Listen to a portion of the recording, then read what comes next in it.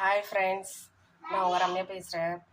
இன்றைக்கி வந்து ஒரு சட்னி பார்ப்போம். இந்த சட்னியில் வந்து என்ன போட்டிருக்கேன்னா, ஒரு பெரிய வெங்காயம், 2 தக்காளி, மீடியம் சைஸ் தக்காளி 2, 4 பல் பூண்டு, 2 காஞ்ச மிளகா, ஒரு துண்டு புளி, உப்பு இதை வச்சு அரைச்சிட்டு இட்லி தோசைக்கு சூப்பராக இருக்கும் ஃப்ரெண்ட்ஸ். இந்த சட்னி நல்லா அரைச்சிட்டு வானலில் கடுகு உளுத்தம்பருப்பு போட்டு தாளிச்சிட்டு இது எனக்கு கொஞ்சம் நல்லா அந்த பச்சை வடை போக கொஞ்சம் கொதிக்க விட்டுட்டு இட்லி தோசைக்கு சாப்பிட்டிங்கன்னா சூப்பராக இருக்கும் ஃப்ரெண்ட்ஸ். ஒரு வாட்டி ட்ரை பண்ணி பாருங்கள். இந்த மாதிரி ஒரு பெரிய வெங்காயம், 2 மீடியம் சைஸ் தக்காளி கொஞ்சம் பெருசாக போட்டாலும் ஓகே, 4-5 பல் பூண்டு, ஒரு 2 காஞ்ச மிளகா, ஒரு இன்ச்சு வந்து புளி போட்டு நல்லா உப்பு போட்டு அரைச்சிருங்க. இருங்க, அரைச்சிட்டு அரைச்சிட்டேன் ஃப்ரெண்ட்ஸ். இதை பாருங்கள், சட்னி நல்லா பேஸ்ட்டாக எடுத்து நல்லா பேஸ்ட்டாக அரைச்சிக்கோங்க.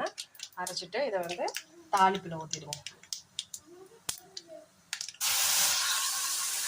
நல்லா ஒரு 5 நிமிஷம் நல்லா அந்த பச்சை வடை போக எடுத்துகிட்டு இட்லி தோசைக்கு ட்ரை பண்ணுங்கள்.